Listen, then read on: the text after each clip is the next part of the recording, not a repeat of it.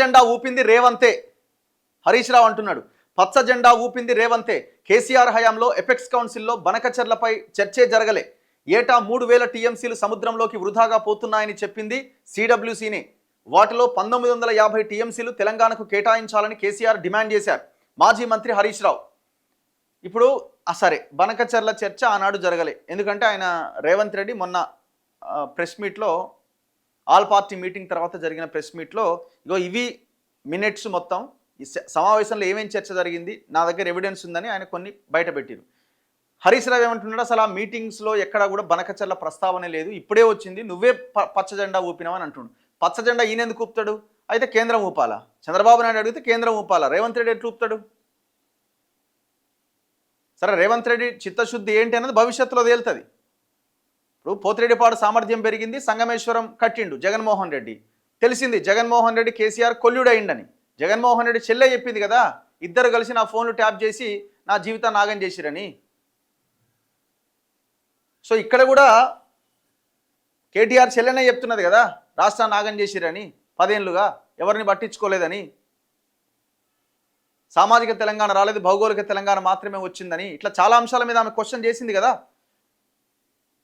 So ఈ Banakacherla issue అప్పుడు చర్చకు రాలేదేమో, కానీ ఆనాడు జగన్మోహన్ రెడ్డి పోతిరెడ్డిపాడు సామర్థ్యం పెంచేటప్పుడు, సంగమేశ్వరం కట్టేటప్పుడు అదైతే కళ్ళ ముందున్న సజీవ సాక్ష్యమే కదా. మరి దానికి ఆన్సర్ చేయండి, హరీష్ రావు దానికి ఆన్సర్ చేయమనండి. నేను ఎవ్రీడే చెప్తున్నా, మహబూబ్ నగర్లో ఉన్న మట్టిని మెగా కృష్ణారెడ్డి ఆంధ్రప్రదేశ్ ప్రాజెక్టు కోసం తరలించిండు, ప్రత్యేకంగా జట్టీలు పెట్టి. ఇది వాస్తవం కాదా?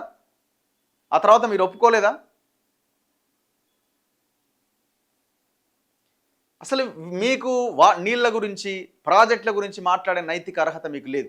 తెలంగాణలో తెలంగాణ మూమెంట్లో దేనికోసం తెలంగాణ పోరాటం? నీళ్లు, నిధులు, నియామకాలు. నీళ్లు, ఏ నిధులు, ఏ నీళ్లు? కృష్ణా నీళ్లు. కృష్ణా నీళ్ళ సంగతి ఏమైంది? 10 ఏళ్ళుగా 50% వాటా సాధిస్తామన్నారు.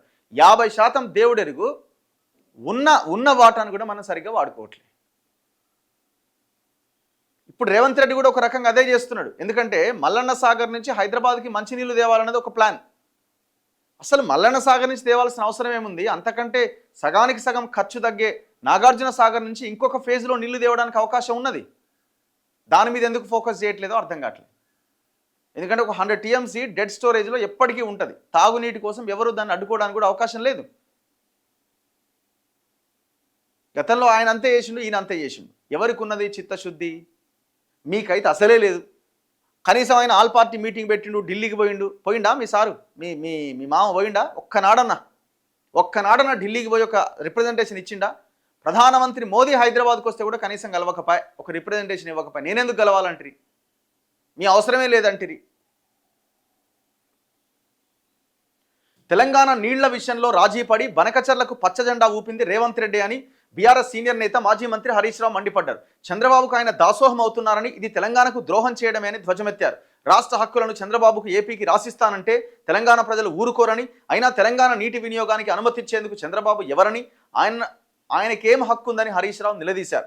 హైదరాబాద్లోని తెలంగాణ భవన్లో గురువారం ఆయన విలేకరుల సమావేశంలో మాట్లాడారు. బనకచర్ల విషయంలో కాంగ్రెస్ ప్రభుత్వాన్ని తట్టి లేపిందే బీఆర్ఎస్. 968 టీఎంసీల వినియోగానికి తెలంగాణలో రూపకల్పన జరిగింది. అందులో 446 టీఎంసీలకు సిడబ్ల్యూసీ హైడ్రాలజీ క్లియరెన్స్లు వచ్చాయి. ఇవి కాకుండా సముద్రంలో కలుస్తున్న 3000 టీఎంసీల్లో తెలంగాణ వాటా కింద 1950 టీఎంసీలు కేటాయించాలని కేసీఆర్ డిమాండ్ చేశారు. కృష్ణాలోనూ 763 టీఎంసీలు తెలంగాణకు రావాలని బ్రిజేష్ కుమార్ ట్రిబ్యునల్ ముందు వాదనలు వినిపించింది బీఆర్ఎస్ ప్రభుత్వమే. గోదావరిలో 1000 టీఎంసీలు, కృష్ణాలో 500 టీఎంసీలు వాడుకునేందుకు తెలంగాణకు అనుమతిస్తే చాలు అని ఏపీ సీఎం చంద్రబాబును రేవంత్ రెడ్డి కోరుతున్నారు. ఏపీ ఎన్ని ప్రాజెక్టులు కట్టుకున్న అభ్యంతరం లేదంటున్నారు. ఇది తెలంగాణకు ద్రోహం చేయడమే.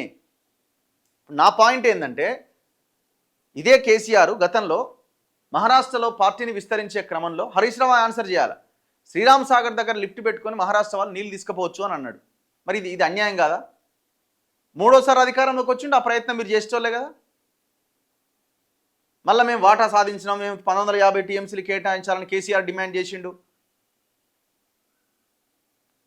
ఉన్న నీళ్ళు వాడుకోమని పక్క రాష్ట్రం వాళ్ళకి చెప్పి మళ్ళీ మేము 1950 టీఎంసీలు తెలంగాణ వాటా కింద కావాలని డిమాండ్ చేసినామని అనే దానికి అర్థమేమున్నది? సో ఇట్లా ఇష్యూ నడుస్తూ ఉన్నది. ఎలక్షన్స్కి ముందు రెండు రాష్ట్రాలు ఒక సెంటిమెంట్ అంశాన్ని ముందుకు లేవనెత్తాయి. ఎందుకంటే నీళ్లు అనగానే ఆంధ్ర తెలంగాణ మధ్య పెద్ద లొల్లి.